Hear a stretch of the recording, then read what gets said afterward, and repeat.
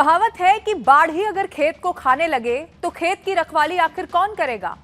और जब आरोप उस चढ़ावे पर लगे जिसे लोग भगवान का प्रसाद समझकर श्रद्धा से अर्पित करते हैं, तो सवाल सिर्फ और सिर्फ पैसे का नहीं होता, आस्था का भी हो जाता है। आपने इससे पहले गाड़ी चोर देखे होंगे, जेब कतरे देखे होंगे, बैंक लुटेरे भी देखे होंगे, लेकिन आज कहानी उन चंदा चोरों की है जिन्होंने अयोध्या में भगवान राम के घर में ही डाका डाल दिया। लेकिन कहते हैं ना कि भगवान के घर में देर है, अंधेर नहीं है।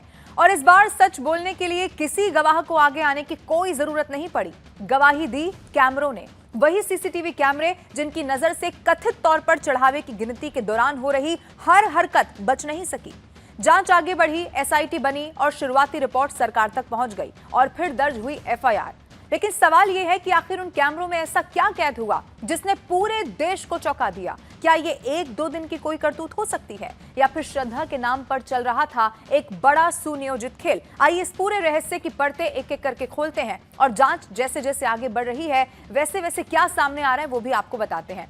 दरअसल पुलिस का अब दावा यह है कि अब तक करीब 80 लाख रुपए नगद बरामद किए जा चुके हैं जो लोगों ने चढ़ाए थे। आप सोचिए, जांच एजेंसियों के मुताबिक ये रकम अलग अलग आरोपियों से बरामद हुई है और ये जो सभी 8 आरोपी हैं उनको गिरफ्तार कर अदालत में पेश कर लिया गया है और यहीं से उन्हें न्यायिक हिरासत में आगे भेजने की भी खबर आई।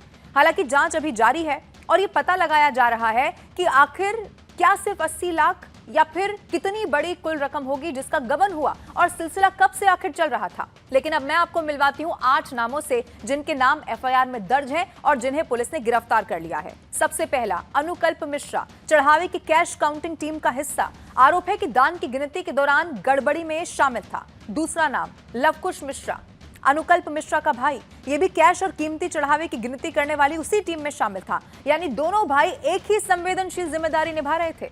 तीसरा अविनाश शुक्ला, एफआईआर में यह भी नामजद आरोपी है। जांच एजेंसियों के मुताबिक कथित गड़बड़ी के जो पूरा नेटवर्क था उसका हिस्सा होने के आरोप में इसे गिरफ्तार कर लिया गया है। चौथा नाम मनीष यादव, ये नाम सबसे ज्यादा चर्चा में है। एसआईटी के अनुसार सीसीटीवी फुटेज में कथित तौर पर कई बार दान पात्र से नकदी निकालते हुए दिखाई देने का इसी के लिए दावा किया जा रहा है।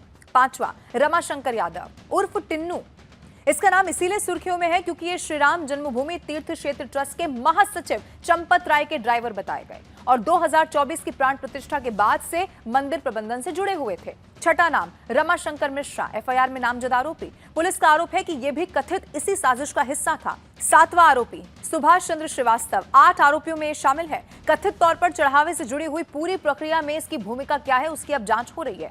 आठवां करुणेश पांडे, एफआईआर में नामजद ये 8वां आरोपी है। पुलिस ने अन्य आरोपियों के साथ इसे भी अब गिरफ्तार कर न्यायिक हिरासत में भेज दिया है। लेकिन कहानी सिर्फ इन 8 नामों की अभी नहीं है। असली सवाल यह है कि आखिर जिस चढ़ावे की सुरक्षा के लिए इतनी सख्त व्यवस्था थी, उसी व्यवस्था में आखिर इतनी बड़ी सेंधमारी कैसे हो गई? सीसीटीवी क्या दिखा रहा है? कथित तौर पर पैसे कैसे निकाले जाते थे? और सबसे बड़ा सवाल यह कि क्या यह काम पहली बार हुआ था या लंबे समय से इसी तरह चला आ रहा था? लेकिन आप समझिए, कहानी यहीं पर खत्म नहीं होती, क्योंकि 8 आरोपियों की गिरफ्तारी तो हो गई, उसके बाद ऐसा घटनाक्रम हुआ जिसने पूरे मामले को और ज्यादा बड़ा बना दिया। श्री राम जन्मभूमि तीर्थ क्षेत्र ट्रस्ट के महासचिव चंपत राय और ट्रस्टी अनिल मिश्रा ने नैतिक जिम्मेदारी लेते हुए अपने पदों से इस्तीफा दे दिया।